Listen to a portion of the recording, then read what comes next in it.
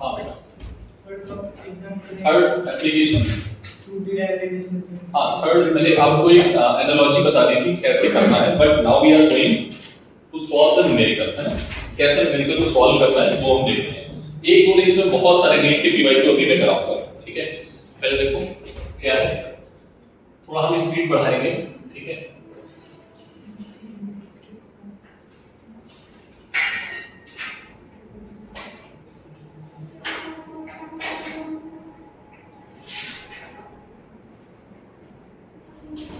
Dimensional analysis, ठीक है।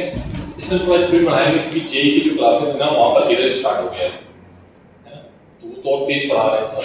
अगर आप लोग जेई में रहते तो फिर मैं और स्पीड बढ़ा देता, बट अभी हमें कुछ लोगों को साथ में लेके चलना है, समझ में आना चाहिए, ठीक है। बट स्पीड हम बढ़ाएंगे, ठीक है। ओके, तो आपको मैंने फॉर्मूला बताया था, स्टेप 1 2 3 4 5 लाइक इस तरीके से बता दी थी, ठीक है। आज हम लोग जा रहे हैं इसमें न्यूमेरिकल से। देखो बेटा ध्यान से, जैसे मैं बोलता हूं कि एक पेंडुलम है, क्या है, एक पेंडुलम है जो ऑसिलेट कर रहा है, क्या कर रहा है, ऑसिलेट कर रहा है इस तरीके से। उसका टाइम पीरियड जो है, क्या बेटा, टाइम पीरियड, ठीक है, वो डिपेंड कर रहा है उसकी लेंथ पे, पेंडुलम की लेंथ पे, ठीक है। और टाइम पीरियड डिपेंड कर रहा है किस पे, ग्रेविटी पे, किस पे, ठीक है, ए बी, ठीक है। और टाइम पीरियड डिपेंड कर रहा है पेंडुलम के मास पे, ठीक है, हमने बोला है। अभी डिपेंड कर रहा है नहीं कर रहा है ये हमें बताएंगे एबीसी, ठीक है। तो पहली स्टेप हमने क्या किया, स्टेप 1, ठीक है। स्टेप 2 में सर क्या करते थे हम, बोलो। स्टेप 2 में हम तीनों को एक साथ लिख लिया करते थे, यस और नो, बोलो। यहां से मैंने PQR जो भी लिया वो लिखा था, क्या लिया था, अभी मैंने एबीसी ले लिया है ना। फिर क्या लिखेंगे स्टेप 2 के बाद, स्टेप 2 के बाद स्टेप 3 में right dimensional formula both side, ये तो बोला था मैंने, बोलो। यस। तो ये बेटा टाइम है, क्या है, टाइम पीरियड, टाइम की डायमेंशन क्या होती है, टी, बोलो बेटा, ठीक है। प्रोपोर्शनलिटी साइन, इसके बाद मैंने एक स्टेप और बताई थी, t इज इक्वल्स टू एक कांस्टेंट लिख लो, l की पावर a, g की पावर b, n की पावर c, और इसको इक्वेशन नंबर हमने बनना है, याद है, ठीक है। सर ये हमें कैसे पता चलेगा, ये क्वेश्चन में गिवन होगा, ये क्वेश्चन में गिवन होगा, ठीक है। कि जैसे मैंने बोला ना, एक पेंडुलम है, उसका टाइम पीरियड किस पर डिपेंड करता है, l पे डिपेंड करता है, g पे डिपेंड करता है और m पे डिपेंड करता है। बट कैसे डिपेंड करता है, हमने बोला था ना कि ये मेरे लिए खाना लेके आएगा, ये पानी लेके आएगा, ये फ्रूट्स लेके आएगा, ये पैसे लेके आएगा, तो किस तरीके से डिपेंड करता है, आई डोंट नो, ठीक है।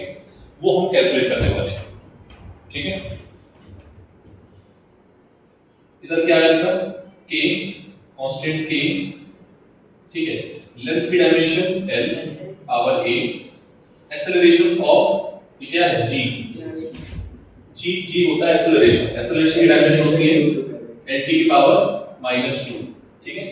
g क्या है, एक्सेलरेशन ड्यू टू ग्रेविटी है, और m क्या है, मास, ठीक है। तो क्या आ जाएगा, बोलो, ध्यान से देखना बेटा। इधर ऐसा कौन सा टर्म है जो इधर नहीं है, l नहीं है और m नहीं है, तो हम क्या करेंगे, m की पावर 0 कर देंगे, l की पावर 0 कर देंगे और t की पावर 1। क्या मैं ऐसे इसको लिख दूं, लिख सकता हूं, जिसकी पावर 0 उसका कोई मतलब नहीं है ना। तो क्या आ जाएगा, k, और अलग अलग करो, l की पावर क्या आएगा, a, और इसमें अलग करो तो क्या आएगा, l की पावर b, l की पावर t की पावर माइनस का 2b, यस और नो, और यहां आएगा m की पावर c, ठीक है। बेस इक्वल है, पावर क्या हो जाएगी, ऐड हो जाएगी, तो क्या आएगा, a प्लस b, t की पावर m की पावर c। क्या यहां तक किसी को कोई दिक्कत है, बेटा ये सिंपल सा क्वेश्चन है, ठीक है। और ऐसे बेस आपको बहुत सारे क्वेश्चंस मिलेंगे, ठीक है। Comparing power on both side, comparing power on both side, ठीक है। क्या मिलेगा, पावर कंपेयर करके, यहां पर एक l की पावर क्या है, a प्लस b, और यहाँ पर क्या है 0, तो क्या आएगा बेटा a plus b is equals to 0, ठीक है। यहाँ पर t की पावर क्या है -2b और यहाँ t की पावर क्या है +1, अरे हाँ ना बोलो। यहाँ पर c की पावर क्या है, मतलब m की पावर 0, तो c की वैल्यू क्या आ गई 0, c की वैल्यू 0 आई है, ठीक है। और b की वैल्यू क्या आएगी यहाँ से माइनस का 1/2, तो a की वैल्यू यहाँ पर पुट कर दो तो a की वैल्यू आ जाएगी 1/2, ठीक। सारी वैल्यू मैंने निकाल ली a b c की। Now putting all value in equation 1, ठीक है।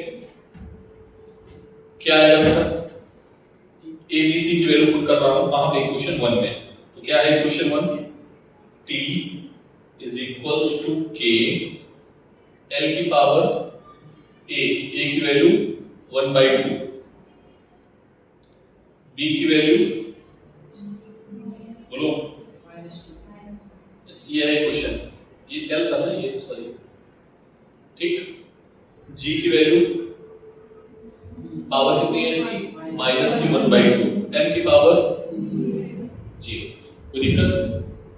सारी वैल्यू मैंने पुट कर दी है, तुम अगर इसको ऐसे लिखो तो शायद तुमको समझ में आ जाएगा। इसको रूट लिख सकते हैं और इसको नीचे लेके जाओ तो रूट g इसको भी लिख सकते हैं। m की पावर 0 उसकी वैल्यू होती है 1, तो फाइनली जो हमारा आंसर आया वो क्या आ गया k √l/। कितने लोग समझ में आ गई आंसर, ये रिलेशन आ गया सभी को, ठीक। अगर ये समझ में आ गया तो थोड़ा और पढ़ा करेंगे, ठीक है। थोड़ा सा क्वेश्चन टफ करते हैं, पीवाईक्यू लेते हैं, ठीक है। चलो फास्ट एक बार फिर से समझ लो कि ये क्वेश्चन था हमारा, ठीक है। इनको आर समझ में नोट भी करते चलो साथ में। फंडामेंटल ये क्वांटिटीज हमारी चेंज हो गई है, फोर्स, एक्सेलरेशन और टाइम। तो फोर्स, एक्सेलरेशन और टाइम ये हमारी फंडामेंटल क्वांटिटी है, बट हमारी एनर्जी की डायमेंशन पूछी गई है in term of force, acceleration और टाइम के रिस्पेक्ट में, ठीक है। तो हम एनर्जी की डायमेंशन ये वाली ना लिख के हम इसके टर्म में लिखेंगे, ठीक है। तो हमने क्या किया, वही अपना एप्लीकेशन यूज किया है जो लास्ट में भी किया था। f की पावर a ले लिया, a की पावर b और t की पावर c। हमने क्या किया, डायमेंशन लिखा हुआ है और पावर को इधर-उधर करके इक्वेशन बनाई, ठीक है। जो हमारी इक्वेशंस बनी है वो तीन इक्वेशंस बनी है और उनकी हेल्प से हमने क्या किया है, वैल्यू को फाइंड आउट किया है a, b और c, ठीक है। Now we are putting all the values in equation 1, ठीक है। तो हमें क्या मिल गया, f की पावर 1, a की पावर 1 और t की पावर। तो ये आपकी फाइनल नेक्स्ट क्वेश्चन है जो नीट में पूछा गया है, ठीक है।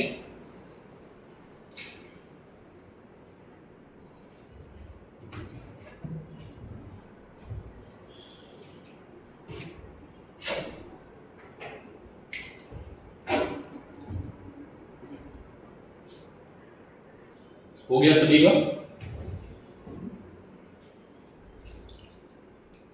कर लिया।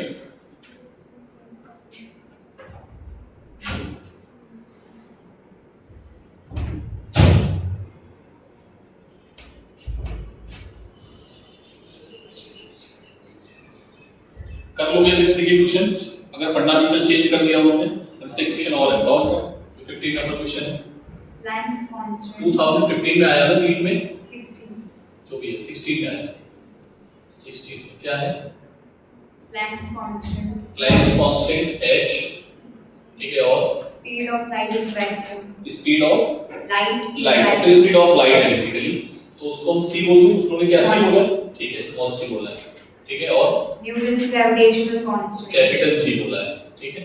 हां, आर द थ्री फंडामेंटल फिर से उन्होंने क्या बोल दिया, ये क्या है, फंडामेंटल, क्या है बेटा ये, फंडामेंटल क्वांटिटीज, कांस्टेंट्स, ठीक है। कांस्टेंट है क्वांटिटीज, ठीक है।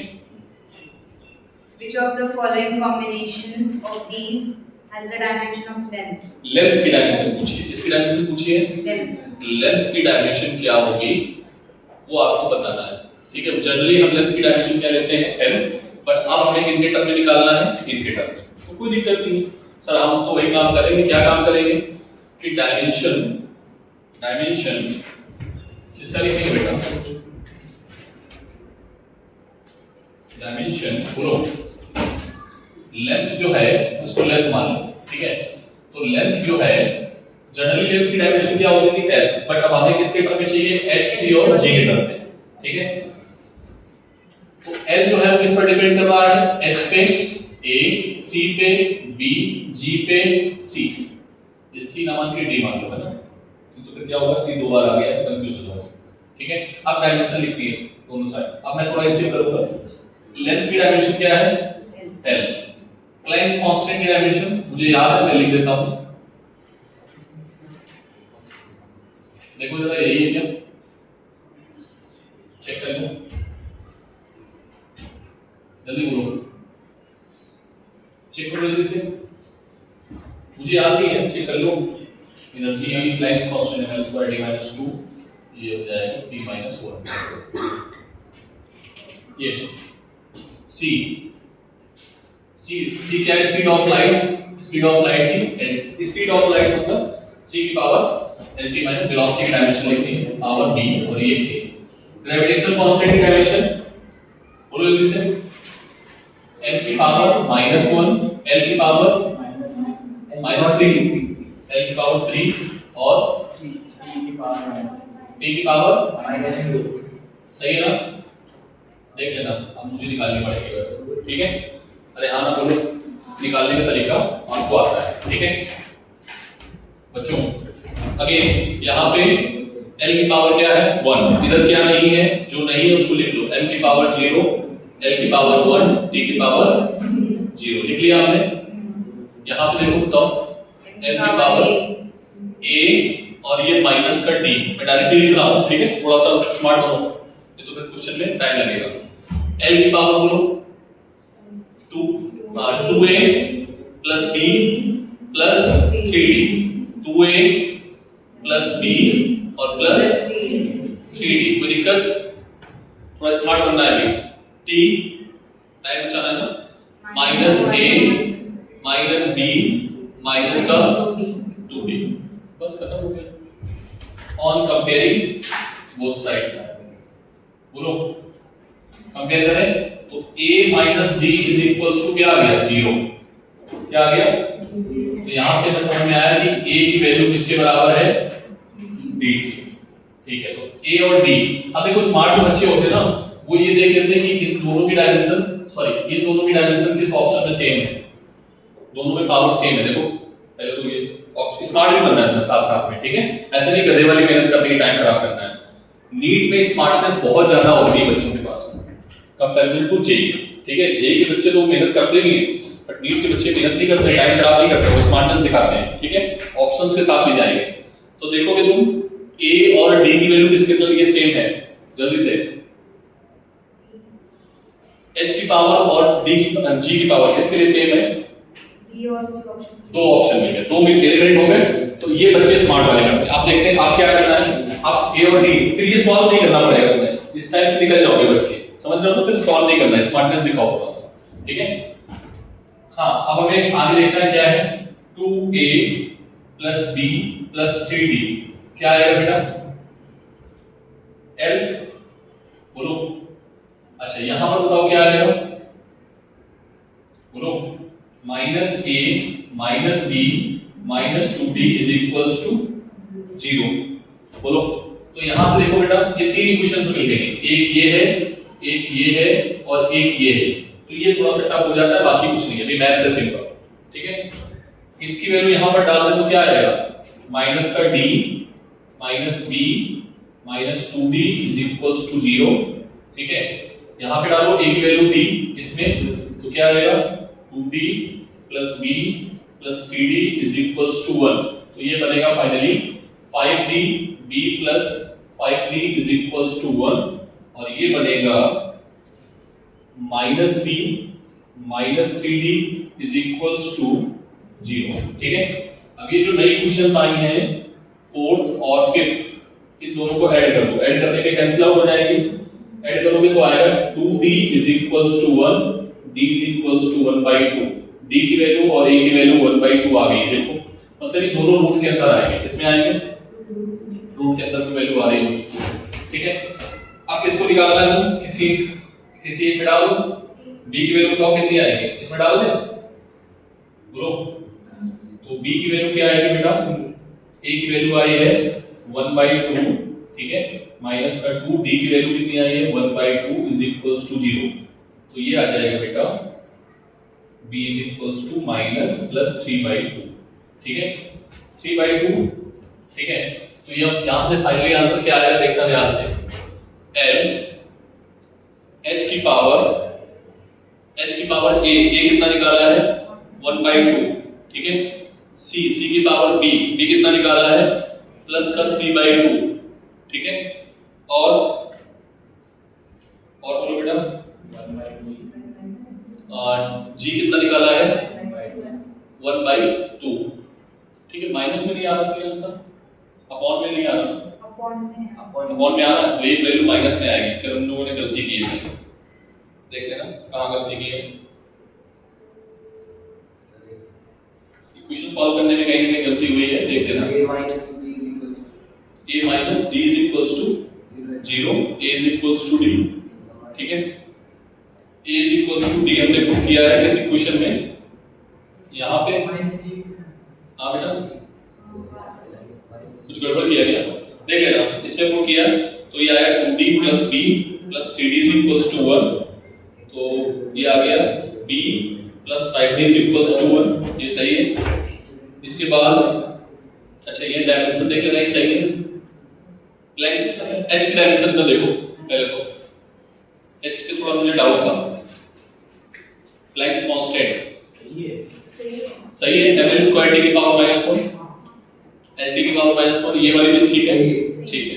हाँ तो फिर ये आ गया फाइनली, तो d आपका एक माइनस में आना चाहिए, अपॉन में आ रहा आंसर माइनस में आएगा, ठीक है। देख लो बाकी आपका कैलकुलेशन में मिस्टेक होगा कहीं नहीं। आंसर कौन सा है b, तो g और c, c की वैल्यू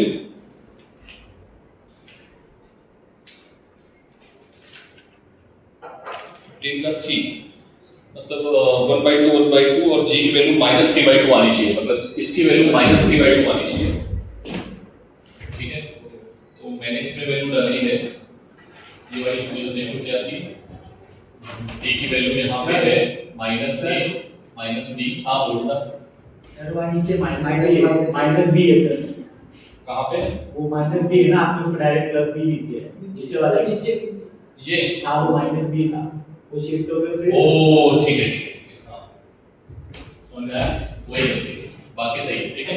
अब इसको तुम लेके जाओ तो l क्या आ जाएगा √h और c g, ठीक है, और नीचे आ जाएगा c पावर कैसी हो जाएगी पॉजिटिव, तो c की पावर कितनी आ जाएगी बता सकते, 3 आएगी। रूट की वजह से 2 तो लगा ही हुआ है ना, रूट की वजह से 1/2 तो ऑलरेडी उसके पास है, 3 आ जाएगा, ठीक है। समझ में आया कैसे हमने 3 किया। हाँ इतना थोड़ा मैथ्स लगानी चाहिए, मैथ्स में गलती मेरे से भी होती है, ठीक है, बस ये थोड़ा ध्यान में रखना है आपको। अच्छा क्वेश्चन है, इसको हटा दे इसको।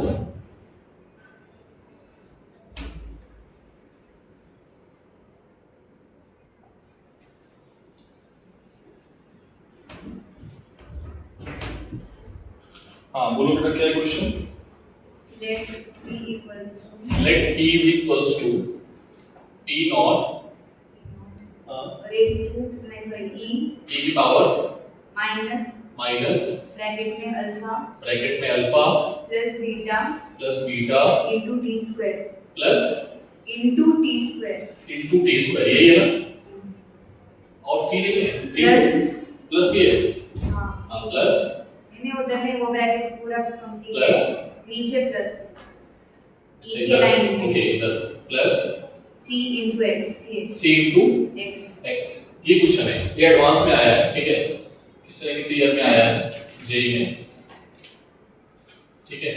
इसको बहुत ध्यान से करना है, ठीक है, कुछ करना नहीं है, होमोजेनिटी प्रिंसिपल यूज करना है। किसका यूज करना है हमें, होमोजेनिटी प्रिंसिपल, ठीक है।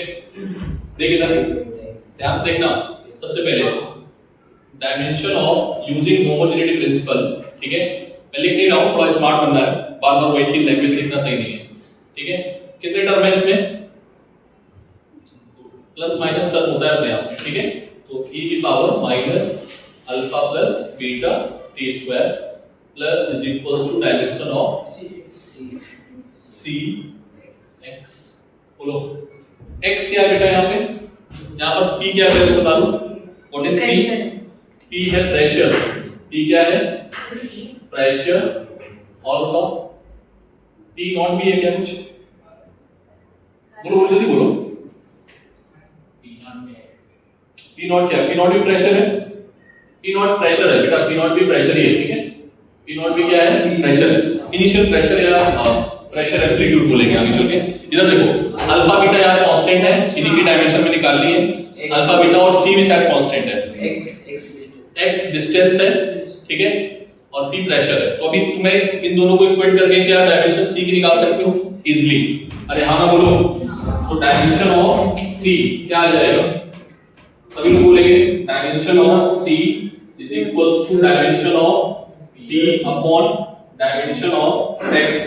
बोलो P नॉट प्रेशर नहीं है, क्या दिया नहीं है, तो हम बोल तो रहे हैं प्रेशर एम्पलीट्यूड, हम बोल रहे हैं, लेकिन उससे जरूरत पड़ेगी नहीं, परेशान मत देखो प्रेशर की डायमेंशन ये होती है, ठीक है, x है l, तो बेटा ये क्या आ गया m l स्क्वायर t की पावर -2। अगर कोई पूछ ले कि c कौन सी क्वांटिटी को रिप्रेजेंट कर रहा है, तो ये कौन सी क्वांटिटी है, ये किसकी डायमेंशन है, ये आपको पता होना चाहिए, एनर्जी की डायमेंशन, किसकी डायमेंशन है ये एनर्जी की। तो अगर गलती से कोई पूछ ले कि ये क्या है, तो आप बता देना सर ये एनर्जी है, सर कौन सी एनर्जी है ये फिर देखना पड़ेगा। तो यहां से क्वेश्चन अगर थोड़ा फिजिक्स आप समझ जाओगे तो इसको नाम बोलोगे दिस इज प्रेशर एनर्जी, क्या बोलोगे, ये सब चीजें अभी नहीं पूछी गई क्वेश्चन में, हम लोग आते हैं नेक्स्ट। c की डायमेंशन निकाली, अब देखो बेटा ये क्या है, e की पावर अल्फा है, और सबने आपको बताया था e की पावर अल्फा उसकी डायमेंशन नहीं होती, मतलब जो ये चीज है ना, उसको हम किसके इक्वल कर सकते हैं, अल्फा प्लस बीटा, ठीक है, ठीक है, उसको किसके इक्वल कर सकते हैं, 1 के कर सकते हैं, 1 के, क्योंकि उसकी डायमेंशन है नहीं, और 1 का मतलब क्या होता है, m की पावर 0, l की पावर 0, t की पावर 0, ठीक, तो डायमेंशन ऑफ अल्फा इसके बराबर होगी m की पावर 0, l की पावर 0, t की पावर 0, ठीक। अब डायमेंशन ऑफ बीटा देखो, डायमेंशन ऑफ बीटा क्या आएगा, m की पावर 0, l की पावर 0, t की पावर 0, और डायमेंशन ऑफ t स्क्वायर। कितने लोगों को ये बात समझ आ रही है, this is the final answer. Match करो कॉलम जल्दी से, जल्दी से कॉलम मैच करो। अगर डायमेंशन p नॉट की पूछी गई है तो याद रखना p नॉट की डायमेंशन क्या होगी, p नॉट की डायमेंशन प्रेशर के बराबर ही होगी। देखो कौन सा ऑप्शन मैच कर रहा है, e नॉट भी था क्या, ये सबसे टफ क्वेश्चन मैंने करा दिया, ठीक है इसका, तो आपको दिक्कत नहीं आनी चाहिए, बस कुछ है नहीं, सिंपल मैथ्स है।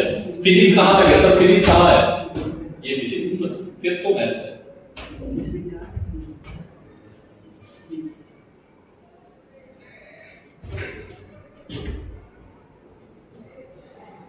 ठीक है, कौन सा ऑप्शन मैच कर रहा है, बी मैच कर रहा है, ठीक है। चलो अब आगे बढ़ते हैं, नेक्स्ट रीडिंग आ लो जल्दी से।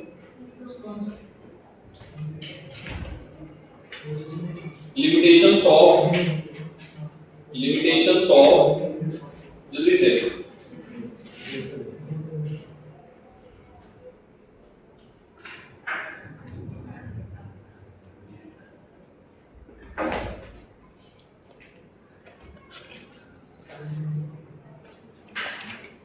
क्वेश्चन बहुत है, जो तुम्हारे पास ये आ जाएगी ना मॉड्यूल अभी आने वाली, तब लगाना बैठ के, फिर हमसे पूछना कि सर इसके तो सारे क्वेश्चन लगा, जेई के हो चाहे मेंस के हो चाहे एडवांस के हो, सब लगा, ठीक है।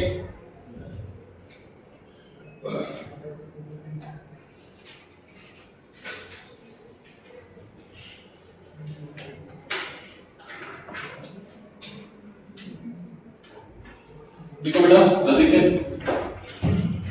Next first draw limitations of dimensional analysis, limitations of dimensional analysis लिखो। फर्स्ट पॉइंट,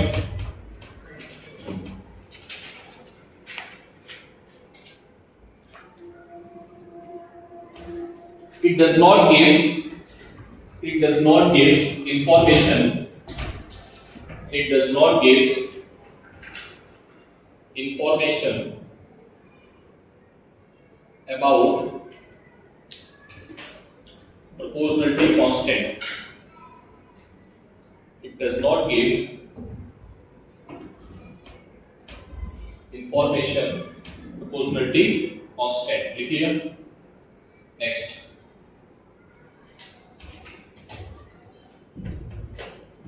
ठीक है। अगर 3 से ज्यादा फिजिकल क्वांटिटी होती थी तो फिर ये कहानी नहीं कर पाता, आगे नहीं बढ़ा पाता, तो इसमें 3 से ज्यादा फिजिकल क्वांटिटी नहीं चलती है, ठीक है। लिखो, if more than 3 physical quantities are there, if more than 3 physical quantities are there, then we can't derive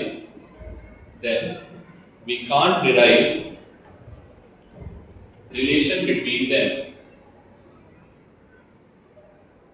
ठीक है।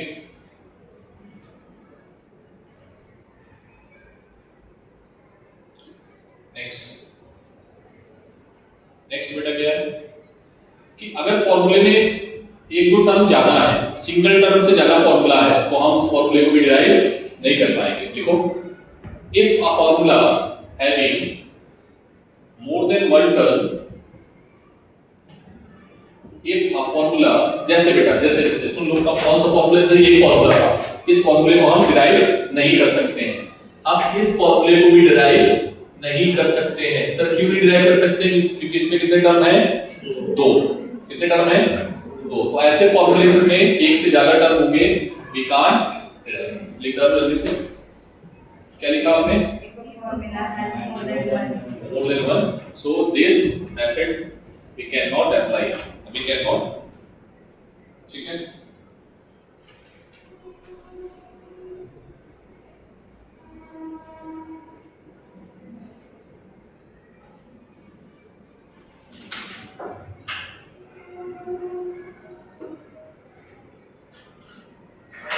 ठीक है। अब देखो बेटा, मैंने आपको बोला कि वर्क और टॉर्क दोनों की डायमेंशन क्या है?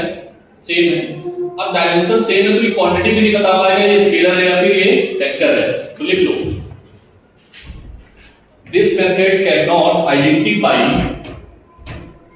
दिस मेथड, जैसे मैंने देखो बेटा यहां पर क्या लिख दिया था, मैंने एनर्जी लिख दी ना। देखो अभी यहां पर लिखा है सर ये एनर्जी है, कौन सी energy? Kinetic energy, potential energy, light energy, heat energy, कौन सी? तो क्या बता पाया ये? तो ये सर ने तो बताया ना। सर ने कैसे बताया वो? क्योंकि इक्वेशन सबने जानते हैं कि प्रेशर की इक्वेशन है, तो प्रेशर एनर्जी होगा, ठीक है। तो हमने क्या बोल दिया, प्रेशर एनर्जी, यस और नो। तो बेसिकली ये हमें एनर्जी या पर्टिकुलर क्वांटिटी की डेफिनेशंस, पर्टिकुलर क्वांटिटी का इंफॉर्मेशन नहीं दे पाता है, बिकॉज़ डायमेंशन बहुत लोगों की सेम होती है। अब t की पावर -1 लिखा, कुछ लोग बोल रहे हैं कि फ्रीक्वेंसी की डायमेंशन है, कुछ बोल रहे हैं एंगुलर फ्रीक्वेंसी की डायमेंशन है। बात क्लियर है? मैंने लिख दिया lt की पावर -1, कुछ बोलेंगे वेलोसिटी है, कुछ बोलेंगे स्पीड है, कुछ बोलेंगे स्पीड ऑफ लाइट है। Are you getting my point? So it does not define that particular quantity, ठीक है। लिखो, this method not identify, this method can't identify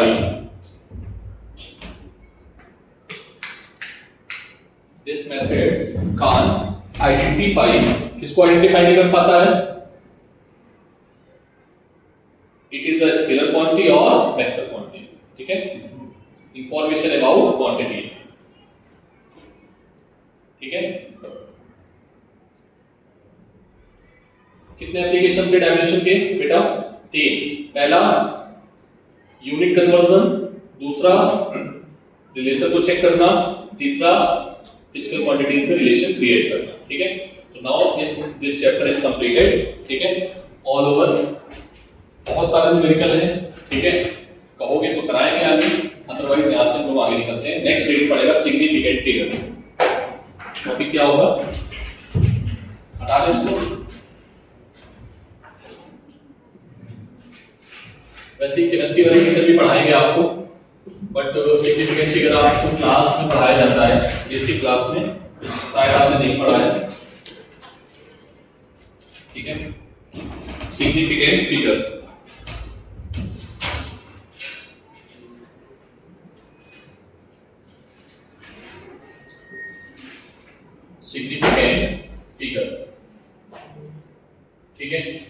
बेटा सबसे पहले तो इसमें लॉस कुछ रूल हैं, ठीक है। कितने रूल हैं सर? बहुत सारे रूल तो नहीं है, कुछ है जो आपको याद रखने हैं, ठीक है। 7 रूल है। कितने रूल हैं? 7। तो पहला रूल क्या है, जल्दी लिखते जाओ और एक एक करके एग्जांपल करते जाते हैं। Write down. पहले तो डेफिनेशन लिख लो, सिग्निफिकेंट फिगर होते क्या है।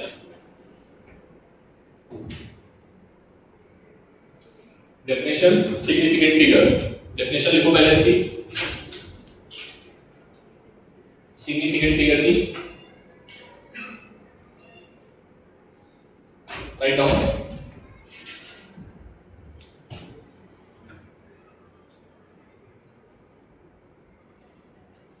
This figure or digit in a given value are the reliable quantities. This figure or digit in क्या लिखा? In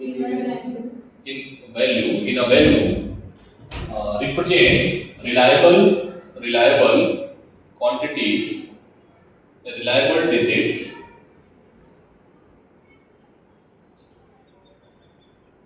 in which we have confidence,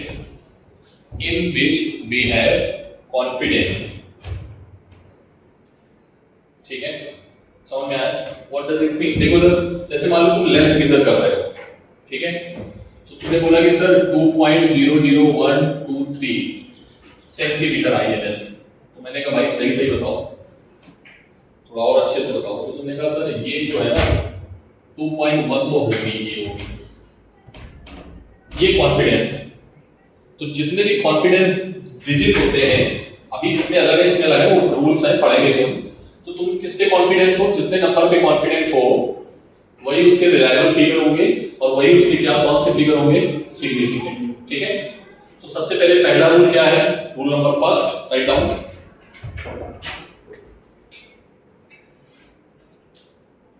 all the non-zero digits all the non-zero digits all the non-zero digits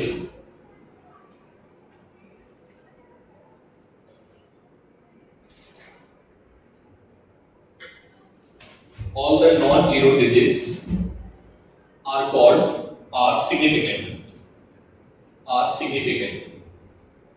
all non-zero digits are significant। पहली बात समझ में आ गई। देखो बेटा अगर कोई पूछेगा कि ये क्वांटिटी लिखी हुई है, ये एक फिगर लिखा हुआ है, इसमें कितने सिग्निफिकेंट फिगर हैं, तो क्या बोलोगे? 4। ठीक, कितने बोलोगे? Rule number 2,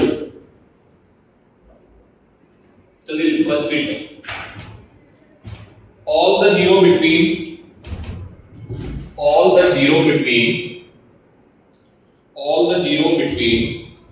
two non-zero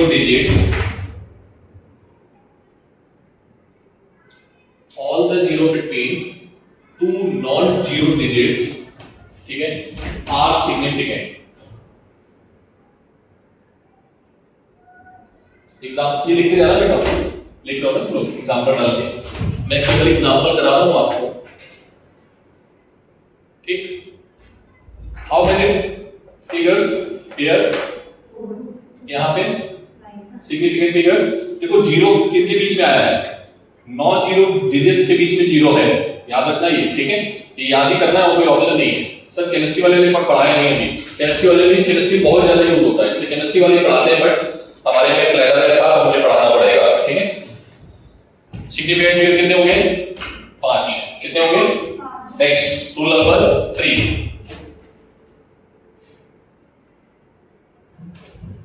rule number 3 क्या है, write down. all the zeros to the left of first non-zero digits, all the zeros ठीक है, all the zeros to the left of first non-zero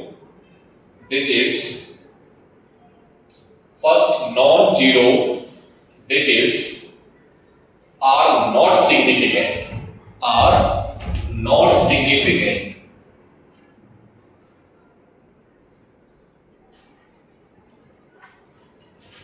ईश्वरी बेटा, हाउ मेनी सिग्निफिकेंट्स? 3. 3. कितने हैं इसमें? 3. ठीक है, इसमें बोलो।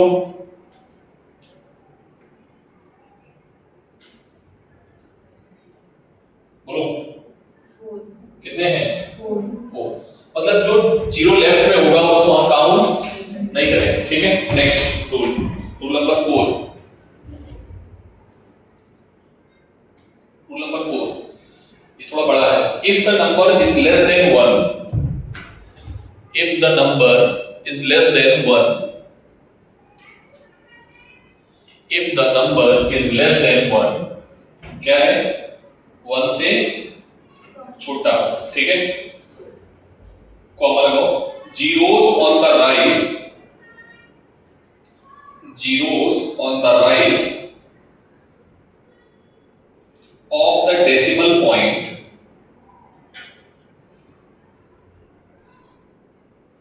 zeros on the right of the decimal point, but to the left of first non-zero, but to the left of first non-zero digit are not significant. मैं फिर से बोल देता हूं, if the number is less than 1, comma, comma लगा देना, zeros on the right of decimal point, but to the left of first non-zero digit are not significant. Example देखो बेटा,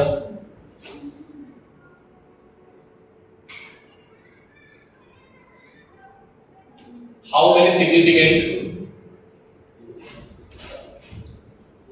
ये 1 से छोटी क्वांटिटी, हाँ सर। डेसिमल आया, हाँ सर आया। डेसिमल में नॉन जीरो डिजिट से पहले जो जीरो है वो नॉट सिग्निफिकेंट होते हैं। So how many significants? 4. Yes और नो? बोलो, समझ आ रही बात? ठीक है, so these are the significants. How many significants? Next, rule number 5.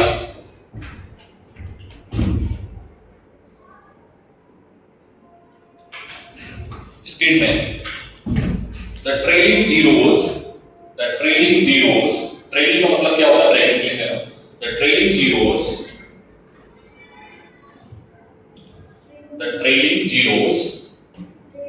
Trailing मतलब ट्रेल करना, आगे बढ़ना, ठीक है। ट्रेलिंग जीरोस ब्रैकेट में लिखो, उसका मतलब क्या है? Zero to the right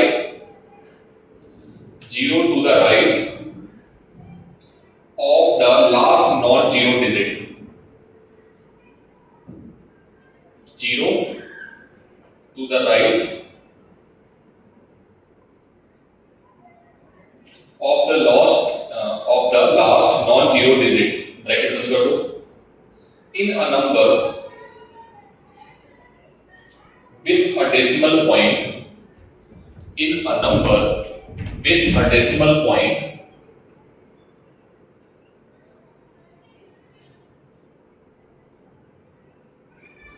in a number with a decimal point are significant,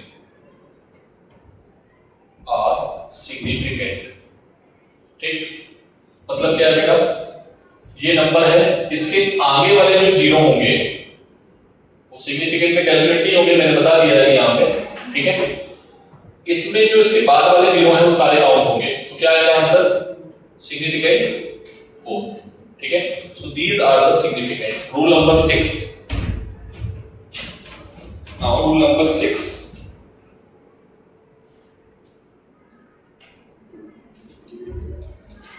rule number 6, when the number is expressed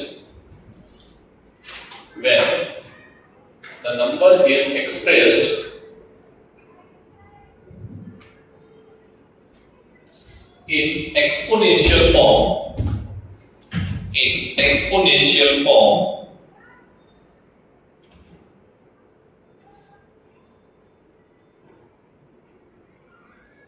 comma,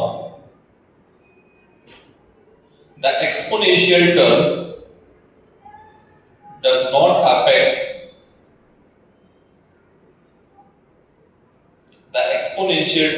does not affect the number of significant. समझ में आया बेटा? सर ये क्या है? अगर कोई पावर 10 के पावर में लिखी है, 2 की पावर में लिखी है, 4 की पावर में लिखी है, लाइक एक्सपोनेंशियल मतलब बोल दिया, ठीक है? जैसे बेटा जैसे ये लिखा है, ठीक है, लाइक ये, ठीक, बोलो ये है बेटा, इसको क्या आप लोग ऐसे लिख सकते हैं, इसमें सिग्निफिकेंट फिगर कितने हैं बता सकते हो? 3, कितने हैं बेटा?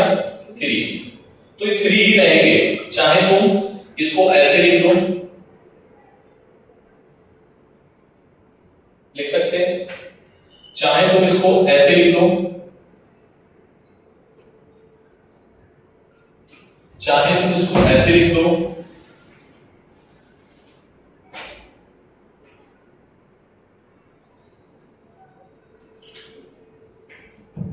ठीक है? अभी भी सिग्निफिकेंट फिगर चेंज नहीं होंगे। क्या ये बात क्लियर है? अरे हाँ ना बोलो। हाँ, एक इंपॉर्टेंट बात है जहां पर सिग्निफिकेंट फिगर चेंज हो जाते हैं। देखो यूनिट्स अगर इसके पीछे लिखी होंगी, रूल नंबर 7, इसको नोट कर लेना, रूल नंबर 7, ठीक है? लिखो बेटा रूल नंबर 7 क्या है?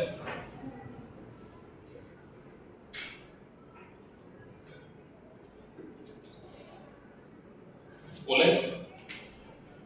in a number without decimal, in a number without decimal, in a number without decimal,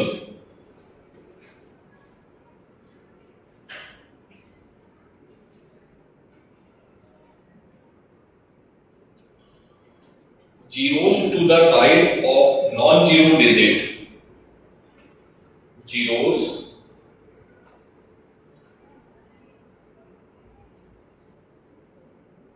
in a number without decimal, zeros to the right of non-zero digits are not significant. क्या मैंने बोला? Number के बाद जितने भी zero आएंगे, ठीक है, वो सब कैसे होंगे? Not significant. But when same value is recorded with some units, but the same value is recorded with some units,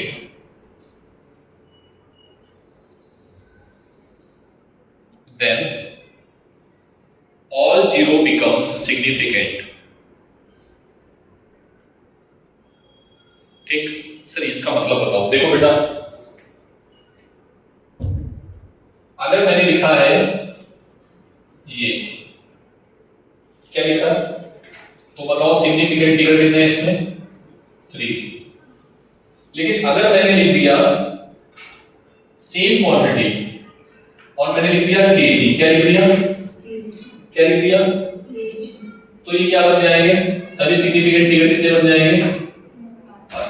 तब इनका मतलब हो जाएगा। क्या मेरी बात क्लियर है? पक्का? तो इसमें फिर आपको कंफ्यूज नहीं होना है, ठीक है? इस चीज को थोड़ा ध्यान में रखना है, इसमें कंफ्यूज बिल्कुल भी नहीं होना है, ठीक है? जल्दी करो,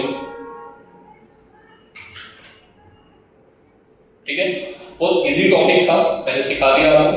अब राउंड ऑफ कैसे करते हैं? राउंड ऑफ करने का रूल सिखाएंगे हम लोग। हाँ, वही राउंड ऑफ का रूल, ठीक है? तो नेक्स्ट हेडिंग होगी round of, rounding off, rules of rounding off, rules of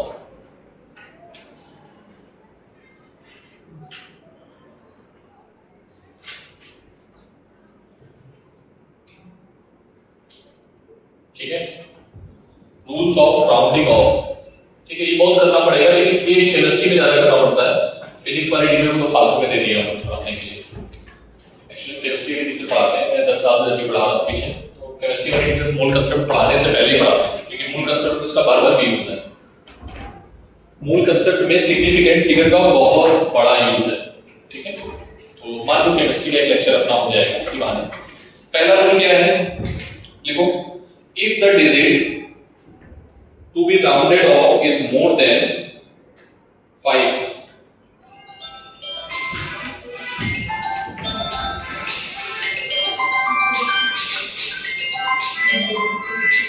if the digit to be rounded off is more than 5,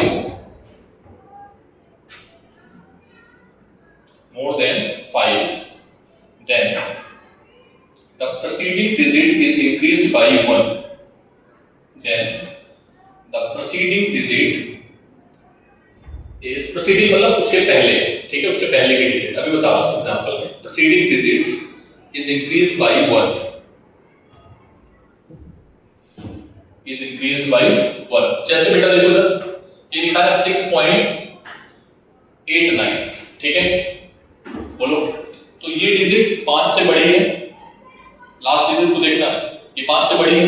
अगर ये 5 से बड़ी है तो हम इसको क्या लिख देंगे, हम इसको क्या लिख देंगे 6.9, क्या लिख सकते हैं इसको 6.9, ठीक है। दूसरा देखना 6.866, तो इसको क्या लिख सकते हो 6 बोलो 8, बोलो 7, अरे हाँ ना बोलो भाई, एक जोड़ देंगे, इसको क्या लिख सकते हो 7, 5 से बड़ा है तो इसको क्या लिख सकते हो 6.9। समझ में आई बात? नहीं आई? पक्का? एक एक पढ़ाते जा रहे हैं, नोट करो जल्दी से, तेजी में नोट करो। रूल नंबर 2, क्या है rule number 2? Write down, if the digit to be rounded off is less than 5, if the digit to be rounded off is less than 5,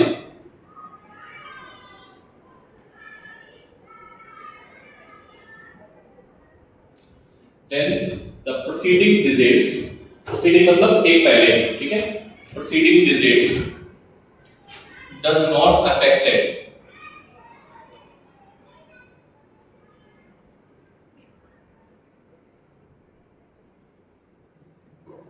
ठीक है।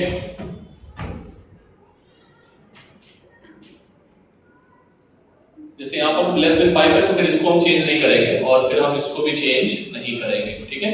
लाइक यस और नो, हम डायरेक्टली उसको लिख सकते हैं प्रीसीडिंग डिजिट्स को, ठीक है।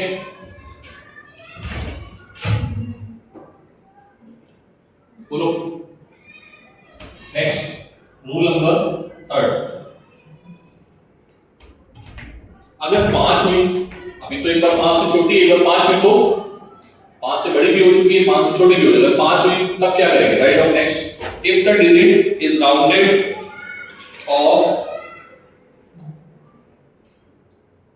Is equals to 4, sorry is equals to 5, क्या है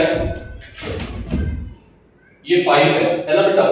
अब 5 के आगे और पीछे 2 नंबर आ सकते हैं, कौन, या तो ऑड नंबर आएगा या फिर इवन नंबर आएगा। क्या आएगा, ऑड आएगा तो उसमें +1 कर देना और इसमें नॉट अफेक्टेड, यस और नो,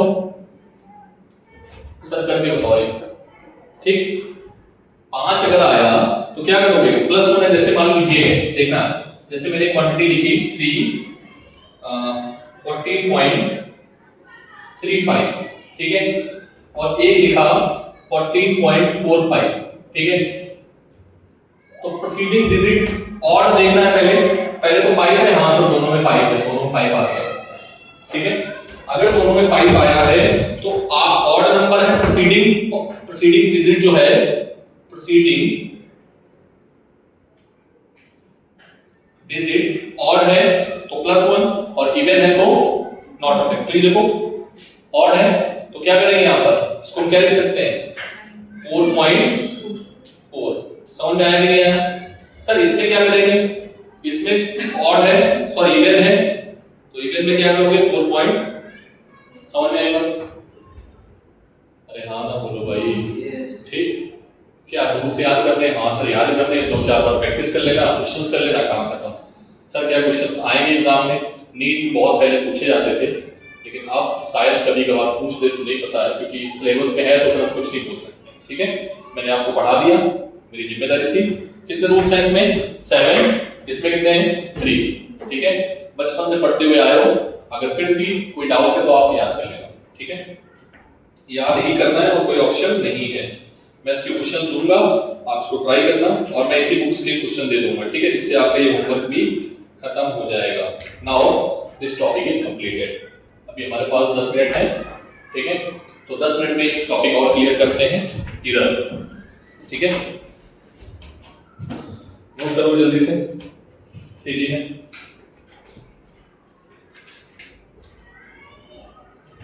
नेक्स्ट टॉपिक है बेटा एरर। क्या है एरर? एरर होता क्या है? What is error? सबसे पहले तो आपको बताया एरर मतलब क्या होता है। ये मत बोलना सर मिस्टेक, मिस्टेक को हम एरर बोलेंगे, एक गलती को। ये तो नॉर्मल हो गया ना, मिस्टेक तुमने सिनोनिम्स बता दिया एरर का। अरे भाई उसका मीनिंग, फिजिकल मीनिंग कैसे बताओगे? अगर मैंने बोला कि मैंने गलती की है तो तुम कैसे बताओगे हमने गलती की? अब मैंने बोला है कि तुम पढ़ाई नहीं कर रहे हो।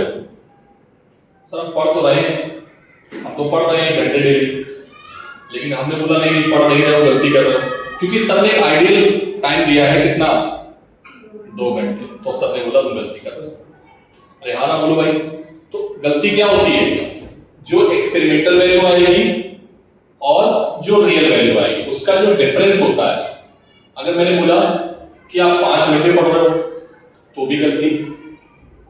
अपनी कॉमन लैंग्वेज नहीं बोलेंगे, सबने कितना बोला 2 घंटे पढ़ रहे हो, लेकिन हम तो 5 घंटे पढ़ रहे हैं, तब भी गलती। गलती का मतलब क्या है? जैसे मान लो लेंथ मेजर कर रहे हैं। क्या मेजर कर रहे हैं? लेंथ। और मैंने आपको स्केल दे दी, क्या करी? हर एक बच्चे को स्केल दी। क्या मेजर कर रहा है बेटा? लेंथ। ठीक है, एक क्वांटिटी मेजर कर रहा है length. Observe length by each student. ठीक है, observe length by each students and actual length.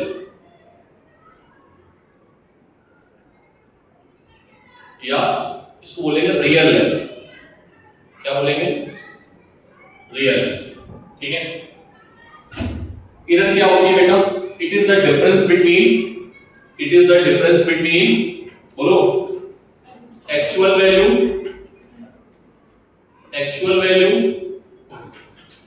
And observed value या एक्सपेरिमेंटल वैल्यू। क्या बोल सकते हो उसको? Experimental value. इसका जो डिफरेंस होगा दैट इज कॉल्ड व्हाट? उसको हम लोग क्या बोलेंगे? एरर बोलेंगे। क्या बोलेंगे? पक्का? अब यहाँ पर स्टूडेंट कितने बैठे हैं? 5, 10, 15 मान लो। ठीक है, कितने? 13 स्टूडेंट। तो हमने लेंथ मेजर करने को दिया सबको। ठीक है, एक स्केल दे दी और एक कुछ धागा दे दिया या बोल दिया भाई मेजर करो। ठीक है, तो मान लो 5 स्टूडेंट मेजर कर रहे हैं, क्योंकि फिर ज्यादा हो जाएगा। ठीक है, मान लो। ठीक, 5 स्टूडेंट क्या मेजर कर रहे हैं? लेंथ।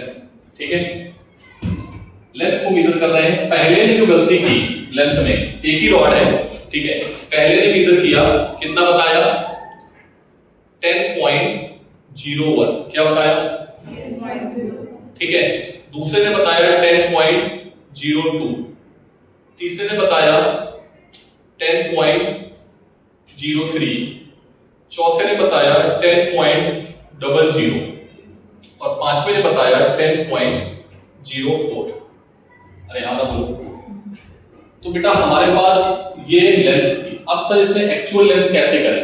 एक्चुअल लेंथ क्या माने? क्योंकि हमारे पास तो डेटा नहीं है। हाँ, समझ में आया? क्या करेंगे? तभी तुमसे टीचर जब लैब में एक्सपेरिमेंट करते हो ना तो बोलते हैं ज्यादा से ज्यादा रीडिंग लो, ज्यादा से ज्यादा रीडिंग लो। लैब में मैं बोलूंगा भी कि रीडिंग ज्यादा लो, तो रीडिंग ज्यादा लोगे तो एक्यूरेट रीडिंग आपकी आने लगेगी जब एवरेज होगी। यस और नो?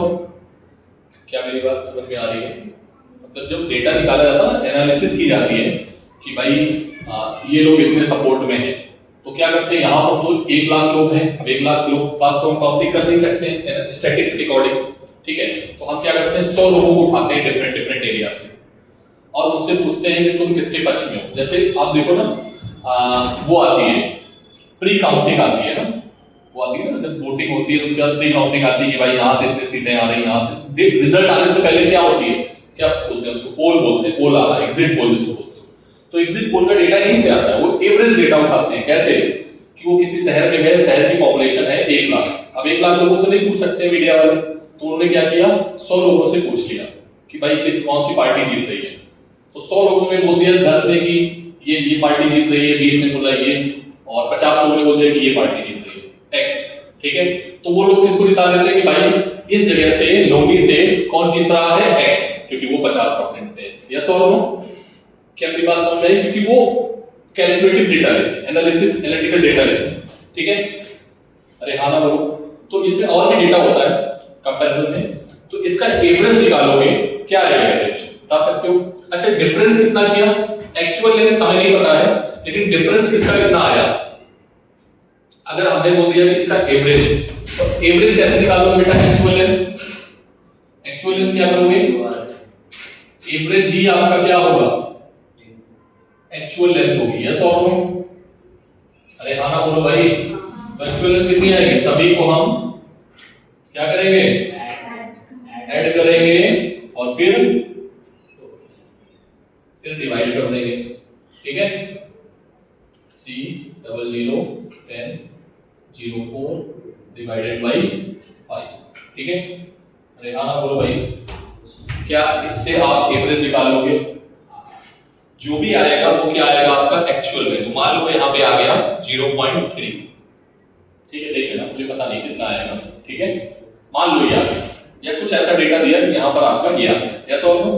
इससे आप देखो, इसको तुमने रियल वैल्यू माना है, एक्चुअल वैल्यू, तो डिफरेंस कितना आएगा, डिफरेंस बताओ कितना आएगा। पहले ने कितने डिफरेंस किया, पहले ने, इससे इसका डिफरेंस निकालो 0.01 नहीं 0.02, इसमें क्या आएगा, दूसरे का, तीसरे का, ठीक है, चौथे का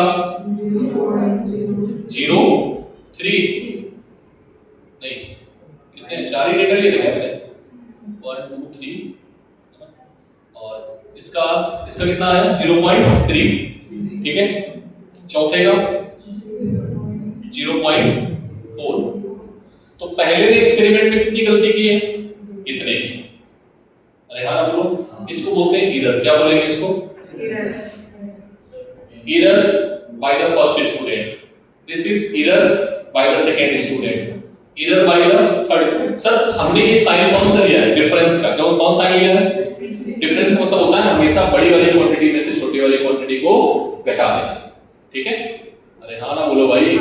तो देखो ये 10.3 है ना, तो इसमें तुम घटाओगे इसको 10.2 आ रहा है,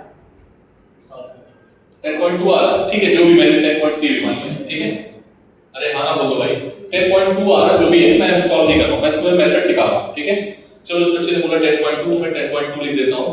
देन डेटा क्या आएगा 1 0 1 2 और 2, यही ना।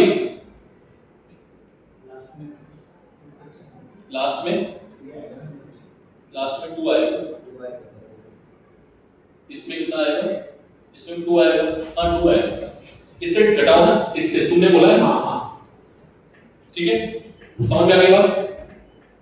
तो पहले ने गलती क्या की, ये कर दिया, दूसरे ने क्या किया, ये कर दिया, तीसरे ने ये, चौथे ने ये गलती की। बोलो बेटा। तो इस पूरे को बोलते हैं, अगर इसका हम मीन निकालेंगे, क्या निकालेंगे, क्या निकालेंगे, मीन निकालेंगे तो क्या आएगा 0.01 0.00 प्लस 0.01 प्लस 0.02 प्लस 0.02 अपॉन 5, ठीक है। तो इसको बोलते हैं एब्सोल्यूट, इसको बोलते हैं एब्सोल्यूट मीन एरर। क्या बोलेंगे इसको, पूरा मैं वर्ड लिख देता हूं, एब्सोल्यूट मीन एरर। तो तो ये बताओ बेटा कितना आएगा 5 6.6 डिवाइडेड बाई 5 कितना आएगा ये बोलो 0.012 देख लेना है कितना आता है ठीक है जो भी आएगा ये आ गया आपका एब्सोल्यूट एरर। अरे हाँ ना बोलो अब इस क्वांटिटी को इस क्वांटिटी को तुमने क्या बोला था लेंथ मेजर कर लो ठीक है। तो अगर हम तुमसे पूछते हैं तो डेटा सबमिट करो अपनी थीसिस को सबमिट करो सभी ने रिजल्ट सबमिट करो तो रिजल्ट कैसे निकाला जाएगा ध्यान से देखना बेटा रिजल्ट्स में कैसे लिखोगे L plus minus delta L और ये है डेल्टा L क्या है ये इसी को बोलते हो डेल्टा L ठीक है। तो क्या कैसे लिखोगे L तुम क्या बोलोगे रियल वैल्यू L कौन सी वैल्यू है एवरेज वैल्यू और ये क्या है एवरेज वैल्यू दोनों एवरेज है ठीक है। तो L कितना एवरेज आया बेटा 10 पॉइंट प्लस माइनस 0.012 देख लेना शायद ये आना चाहिए। So this is the results। अरे हाँ ना बोलो बेटा समझ में आया ये मैंने तुम्हें न्यूमेरिकल के डेटा के साथ समझाया है this is the data of NCERT ठीक है। मैं फिर से रिपीट करता हूँ एक मिनट में कितने स्टूडेंट प्रैक्टिकल कर रहे हैं 5 सभी ने अलग क्या मेजर कर रहे हैं लेंथ मेरे साथ साथ रिपीट करना क्या मेजर कर रहे हैं लेंथ एक कितनी मेजर की लेंथ दूसरे ने तीसरे ने चौथे ने पांचवे ने सर हम उसको एक्चुअल किसको माने एक्चुअल तो या तो आप दे दो हमें तो हम बता दे भाई एक्चुअल ये है जैसे g की वैल्यू हमने बता दी कि 11 को मेजर कर लो लेकिन g की वैल्यू हमने बोला 9.8 आनी चाहिए बट किसी की भी 9.8 नहीं I R you getting my point. तो एक्चुअल मैंने बता दी है 9.8 बट आपने नहीं निकाली आपने क्या किया गलती की तो आपने क्या करोगे अभी मैंने दे दिया लेकिन अभी दी नहीं है तब क्या करोगे तब उसका एवरेज निकालोगे और उसमें से एक आएगा उस सब में क्या निकालोगे डिफरेंस क्या निकालोगे ठीक है। ये एवरेज निकाला ये रियल वैल्यू आ गई क्या आ गई एक्चुअल वैल्यू इसको हम लोग बोलेंगे रियल वैल्यू क्या बोलेंगे इसको रियल वैल्यू ऑफ एक्सपेरिमेंट ठीक है या एक्चुअल वैल्यू ऑफ एक्सपेरिमेंट ठीक है। अब सबने डिफरेंस कितना आया सब में वो हमने निकाल लिया रियल वैल्यू का डिफरेंस करके ठीक है। तो कितना आया ये सभी का डिफरेंस आया ये गलती आई है सबकी ठीक है। तो एवरेज गलती कितने सभी ने की है सभी ने एवरेज गलती कितनी की है सभी ने एवरेज गलती कितनी की है इस एक्सपेरिमेंट में 0.0655 समथिंग है 0.01 देख लेना डिवाइड करने पे क्या आता है ना समझ में आएगा। तो आपका अगर हम बोलेंगे आप रिजल्ट बताओ हमें क्या आया तो आप बोलोगे सर ये है एक्चुअल वैल्यू और इसमें थोड़ी सी एरर की है हम लोगों ने 5 लोगों ने किया है और इसमें हम लोगों ने मिला के कुल मिला के कितनी एरर की है इतनी। तो मैं बोलूंगा तुमने गलत आगे ज्यादा नापी है कम नापी है तो आपको ये भी नहीं पता है किसी ने ज्यादा नापी थी किसी ने कम नापी थी तो बोला कि सर हमने तो कम नापी थी लेकिन इसने ज्यादा नापी थी तो दोनों का सैंपल यूज कर दिया प्लस माइनस ठीक है। लेकिन गलती हमेशा किससे कंसीडर की जाती है पॉजिटिव यस और नो तो सर प्लस वाला साइन लिया जाएगा माइनस वाला साइन।